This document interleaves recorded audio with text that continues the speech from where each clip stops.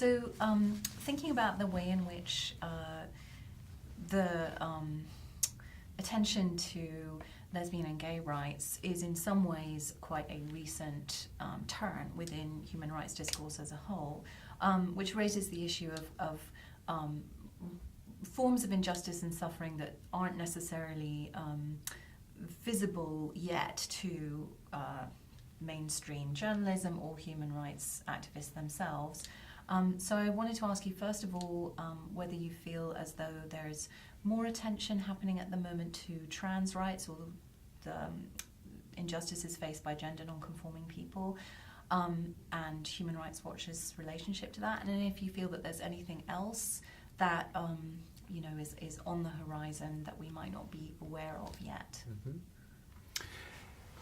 In answer to the first part of that question, which is really about transgender rights, and that's something that has been neglected for a long time, and there are very few countries in the world that actually have legislation in place that fully recognizes the rights of transgender people without pathologizing.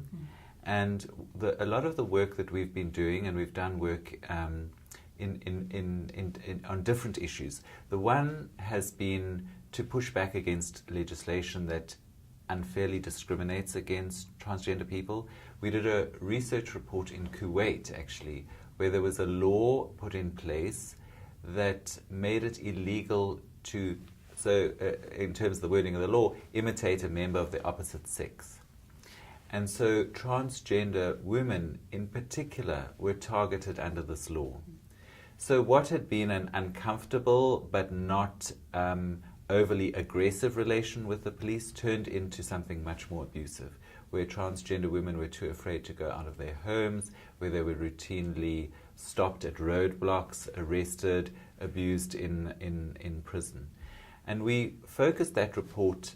We gauge that there's not much sympathy for transgender issues within Kuwait, but we focused the report on the excesses of the police and the security forces, which was something that resonated at that time with a broader public within Kuwait who were fed up with the behavior of the security forces. So that's how we framed that particular report. And we did a similar report in Malaysia recently. That interestingly, in the case there, used the Kuwait report as part of the evidence that was brought, which was a challenge to Sharia law that exists in different regions in Malaysia that does the same thing. It makes it illegal to imitate a member of the opposite sex, and transgender women are targeted. Transgender women who are Muslim, because it's Sharia law, are targeted by that law. And so there was a challenge in the Constitutional Court around the constitutionality of that law, and there was a judgment, a very good judgment, that declared it unconstitutional.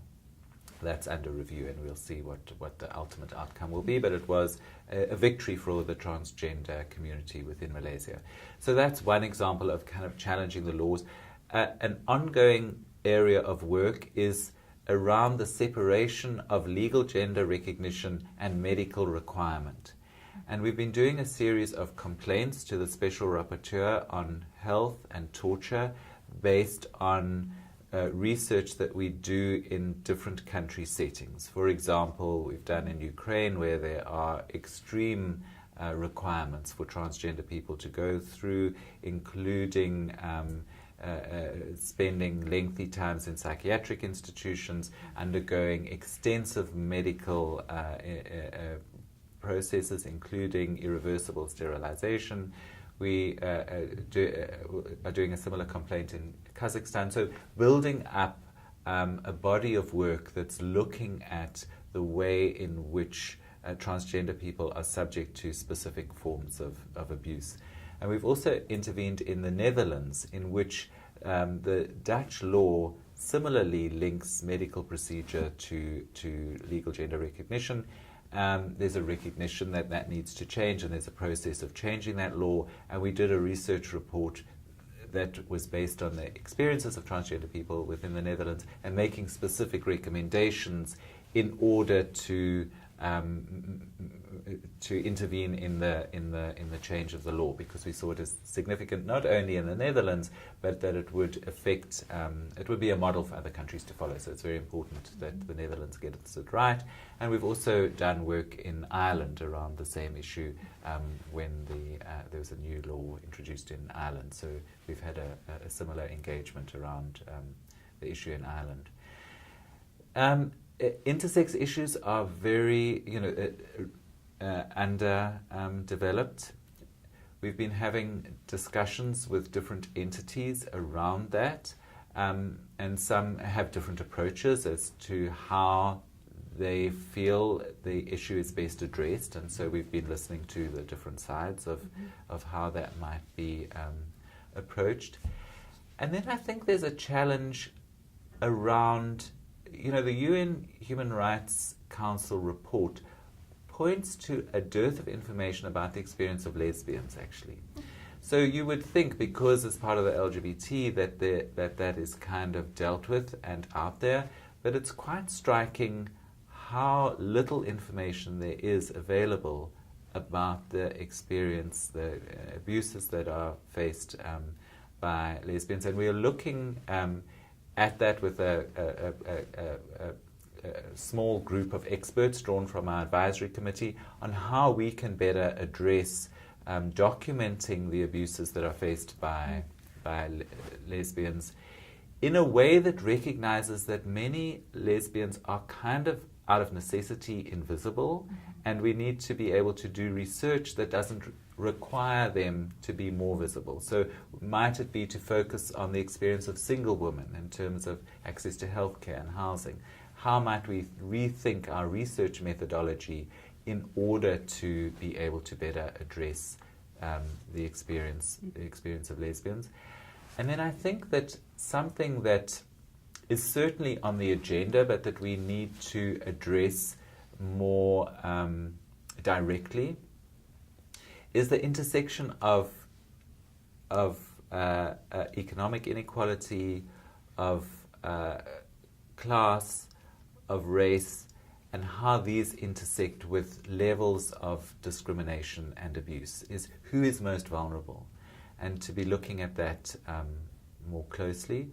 And we also are starting to look in a more systematic way at the rights abuses against LGBT children. So looking at bullying, looking at exclusion from schools.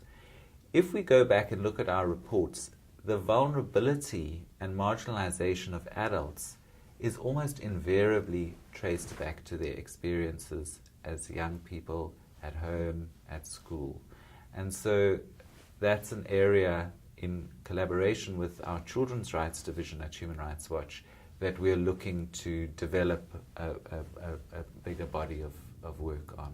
And I think the propaganda laws too, the underreported element of them is the way in which they deprive a particularly vulnerable group of young people from access to objective, reliable information and knowledge. You're talking about Russia? Yes. Yeah. I'm talking about Russia, but not limited to Russia, because there are many sort of copycat laws that in the region of Russia. But, even the sort of the laws that exist on a more local level in other places that restrict what is available to kids at school. And so limiting on sort of comprehensive sex education that includes the experience of LGBT kids, for example, which is quite pervasive in different parts of the world, and how it's been demonstrated that LGBT kids are vulnerable precisely because they don't have access to that kind of information. And so to outlaw it, to ban it, to limit it, to restrict it, makes a vulnerable group even more vulnerable. Thank you very much. This has been a wonderful conversation. We appreciate you taking time to talk to us. Well, thank you very much for taking the trouble to come and interview me here. Thanks a lot.